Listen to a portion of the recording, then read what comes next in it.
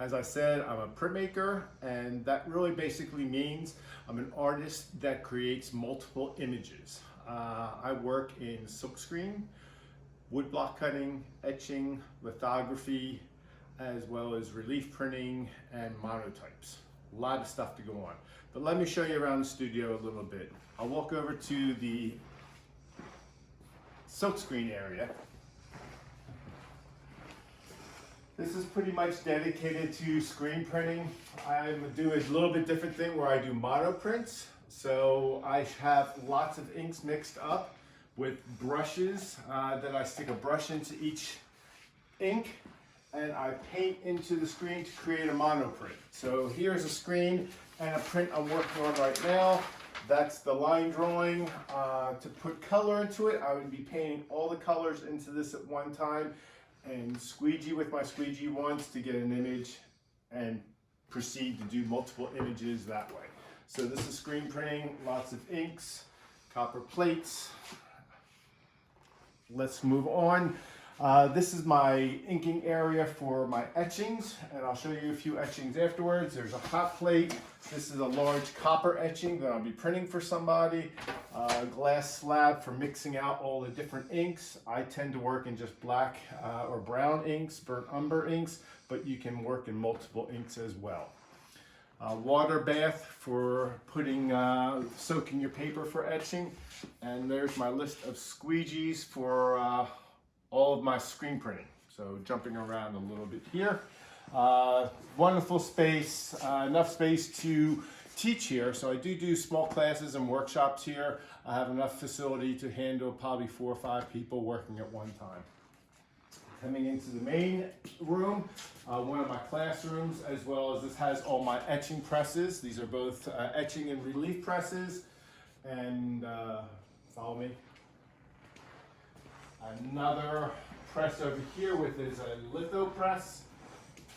And then one more additional etching press. I get a little selfish here where I have 3 etching presses. I'm always looking for people who are discarding etching presses and whatnot like that. One really interesting find is this Linotype press. They used to use this for making signs. Now with computers, of course, print it out in a computer and you have any typeface, anything you want. But here you would actually have all your wooden and metal typeface.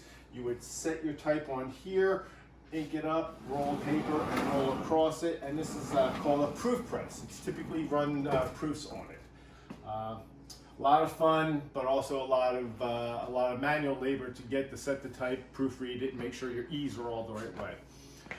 Litho, I'm fortunate enough where I do litho here on litho stones.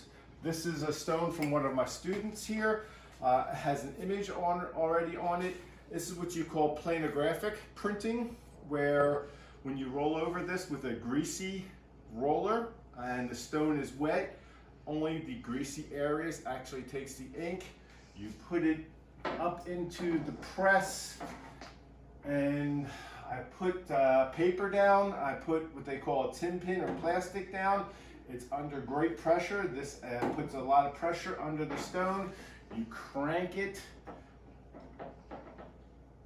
lift it up, and as you pull back on your piece, you will actually be pulling up an image where the paper actually receives all the ink from the stone. You re-ink it again and you can print image after image after image. This is how Toulouse-Lautrec would actually have all his large posters printed.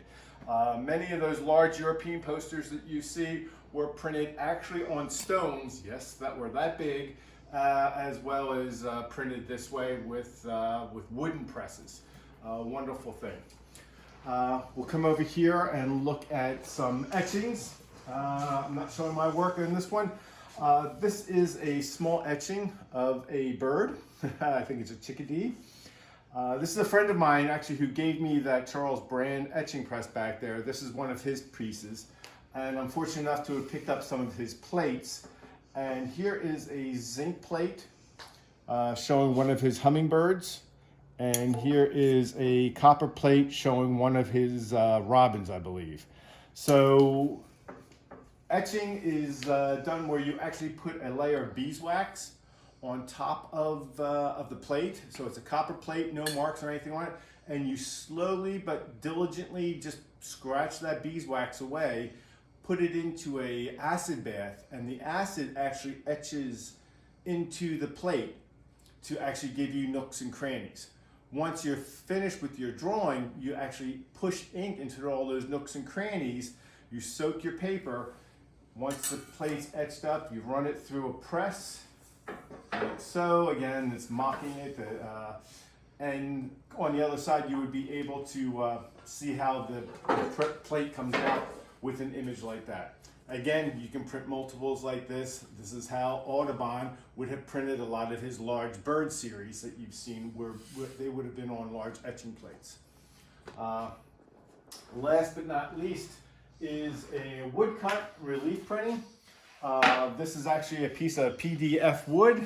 It's kind of simple. I actually carved, I did a drawing on top of the wood. I carved into the wood using tools as well as a Dremel tool, and got the image to where I wanted. This is the proof of the wood block. So what you have is you have this relief, and it's a flat relief.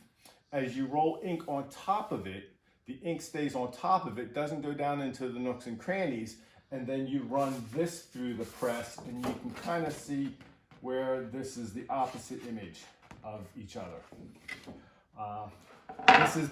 This is relief printing. One thing I do is I do silkscreen monoprints. So this is one of my silkscreen monoprints specifically designed for this image. Once I've done the black and white image, I'm happy with that. I would come back and do the silkscreen monoprint. This was a silkscreen, all the colors printed at one time. I would then come back and print this and then put this image on top, and the end result, sorry for the glare, is this. So I actually combined the two techniques together. Lots of storage files and map drawers for keeping storage on empty paper, new paper, scrap paper. Here's another one of my recent pieces that I've just done. This one's called Maya. It's actually kind of taken up after daffodils a little bit. And here's a frame piece I just got done framing for a friend of mine. So sales are doing pretty good here for the coronavirus for me. Just doing a lot more social media things and whatnot like that. I do work in photographs as well as photo positives, and I have a light table for that. And I have another room that is exclusively for my framing room and for additional classes. Drying racks, let me see what's in the drying rack right now. Paper tearing station, make sure that the paper tearing station always stays neat and clean, that way you don't get muss on it. Here's one of my students' work. She's working with relief printing with different styrofoam shapes, and just inking up different styrofoam shapes and haphazardly or chaotically or systematically just putting them down and printing them over and over again. So you kind of get some fun. Actually, it looks like a rabbit to me. Different images. There are just some of the basic shapes, straight colors. That's me in a nutshell right now with the studio. I have an office area back there. I welcome people to contact me and come over and maybe take a lesson or two or a workshop, or just come out and we'll share a glass of wine and talk about artwork. This is Mike Martino saying goodbye and hope to see you, talk to you soon.